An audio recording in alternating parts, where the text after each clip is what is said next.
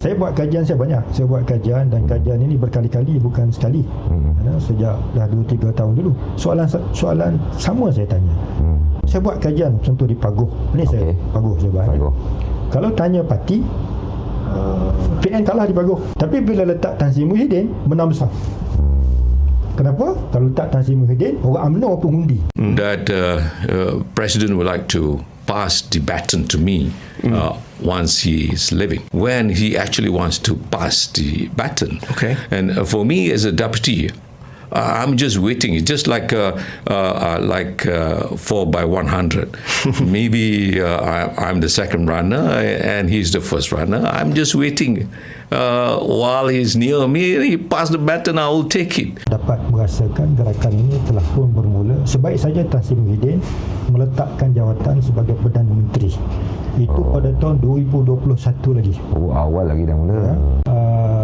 Tetapi Tan Sri Muhyiddin ini dia mengambil sikap yang berdiplomasi. Datuk Seri Hamzah biasanya bila berjumpa Tan Sri Muhyiddin, dia akan kata, "Oh sir, I'm your loyal supporter." Jadi bila begitu Tan Sri Muhyiddin kata, "Dah, you are my loyal supporter, tak ada masalah lah. Buatlah kerja macam biasa." Punduh. Transition kononnya. Saya kata, kawan tu baru 2-3 hari menang tanpa bertanding. Jangan awak nak desak transition ni, kenapa? Tan Sri menyebutkan saya ni dah lama, saya mungkin tidak lagi akan menjadi pemimpin, mungkin tak bertanding akan datang. Dia bercakap dengan baik dan kita mendengar dengan baik. Jadi saya pun bangunlah dan mengatakan, saya sebut lebih kurang begini, sir, if I have my choice, you will be my president for life. Walaupun mungkin untuk setahun 2 tahun saja, tapi dia nak juga jadi Perdana Menteri sebab dia nak guna kuasa untuk tutup kes dia. The great operator. Tapi saya tengok apa yang berlaku lately ni sebenarnya lemah Datuk Seri Hamzah ni dari segi operatornya. Yang dipakai pun ahli parlimen macam Wan Faizal, lepas tu Wan Saiful yang pada saya dalam politik ni novice lah. Terlalu novice. Dan Datuk Seri Azmin bagi saya lah dalang utama di belakang semua ni. Soalan yang ditanya ialah siapa dalang di belakang? Siapa yang bagi duit? Apa peranan Hamzah Zainuddin? Jadi soalannya mengenai Hamzah Zainuddin. Kami dalam parti merasakan dia lebih prefer Azmin Ali. Apa jasa Azmin kepada parti ni sebenarnya? Ini kali kelima you sebut nama dia dalam podcast ni. Sayang betul saya kepada dia. Apa sebenarnya jasa Azmin Ali? Saya kritik, saya kena panggil lembaga disiplin, saya kena pecat. Maka dia bermula dengan saya membuat beberapa kenyataan mendesak Tan Sri Muhyiddin meletakkan jawatan, kemudian juga Azmin dan juga Tun Faisal. Dan selepas itu, not according to ideas and No. I was a cabinet member. Yeah. I could tell everyone today that it is actually be fair to Azmin. Okay. He brought it to the cabinet. Pucuk pimpinan tertinggi PAS kata. Saya semak dengan PAS. Tak ada rekomen. PAS tak ada, tapi satu yang tak ada. operator ni menggunakan. Jadi operator ni menggunakan hujah kononnya apa mekanisme dia? Mekanisme berasaskan kepada perlembagaan parti dan peraturan disiplin.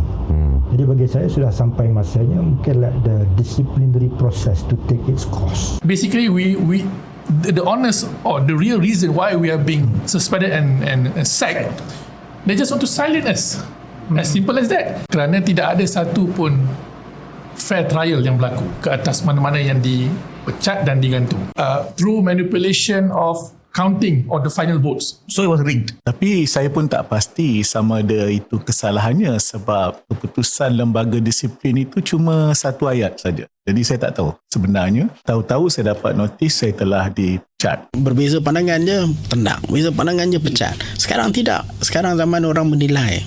Dan penilaian itu dibuat oleh ahli-ahli kita yang mahukan ada perubahan. Itu puncanya. When you ask me that question, it shows that Bersatu has got quite a number of leaders, that until they can create blocks like that. Yeah, but the thing is, if you're going to like suspend, maksudnya pelanggaran disiplin. Kalau dia dalam UMNO ni, kali pertama keluar statement dah kena pecat dah. Kenapa Bersatu masih lagi? Dan pada ketika itu PAS seolah-olah macam dia lah yang nak ambil alih. Tapi sehingga hari ini PAS Tugu Jadi ada menghantar surat kepada Tan Sri mencadangkan penubuhan yang ketua-ketua bahagian tu ada hari tu yang kutip SD nak desak supaya Tan Sri Muhyiddin berundur. Jadi kita tahu daripada awal PAS tak setuju. Kita tak nak hubungan dengan PAS ni jadi renggang. Kita ni parti kecil sebenarnya. Jangan nak perasan bagus. Jangan nak perasan besar sangat.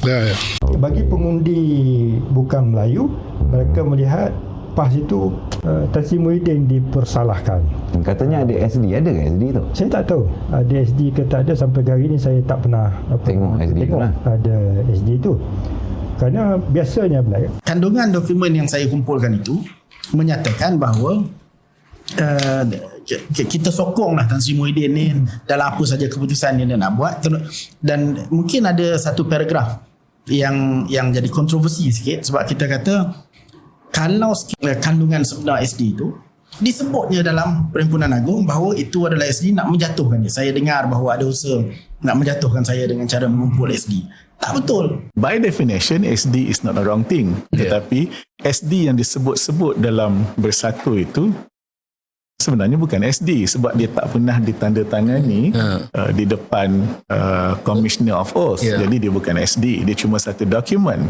Dan dia sebarkan SD itu untuk mengatakan, tengok ada SD untuk menjatuhkan Presiden. Yang dia tak tahu ialah SD dia tu di atas tu ada nombor. Dan yang malang ialah Presiden percaya.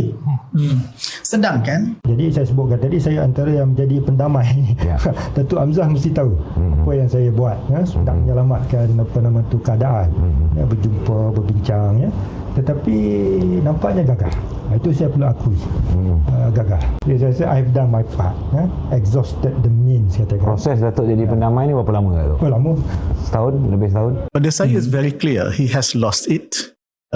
He was a very good Prime Minister, which I will defend. I will also defend his legacy. Sekurang-kurangnya dari 3 faktor utama, dari segi ilmunya, dari segi kemahirannya, dan juga dari segi adabnya. Pada saya, he has lost it. He was such a good leader at one time, which I will defend. Tan Sri Muhyiddin begitu beria-ia, ini menimbulkan banyak persoalan. Saya pun tiba-tiba jadi misteri. Mula-mula dulu sebelum ini ialah ini mengenai perjuangan, mengenai nak memperbaiki negara, macam-macam lah. Tapi sekarang ni adakah ini disebabkan perjuangan ataupun kepentingan peribadi? Okey tu, dalam pergolakan dalaman Bersatu ni, PAS pula kelihatan seolah-olahnya menyokong kumpulan Hamzah lah untuk menjatuhkan Tan Sri Muhyiddin. I was actually a very reluctant politician. As a reluctant politician. But once given a job, I'll do it. Tapi berpuluh-puluh orang dipecat daripada parti. Akibatnya parti ini hilang taringnya dan kesannya dia kekal sebagai calon je lah sebagai Perdana Menteri tu. Dan masuk penjara pun dia ni.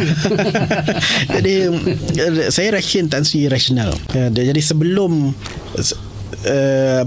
sementara orang kata boleh serah secara terhormat, serahkan secara terhormat sebelum ditolak, walaupun mungkin untuk setahun 2 tahun saja, tapi dia nak juga jadi Perdana Menteri sebab dia nak guna kuasa untuk tutup kes dia.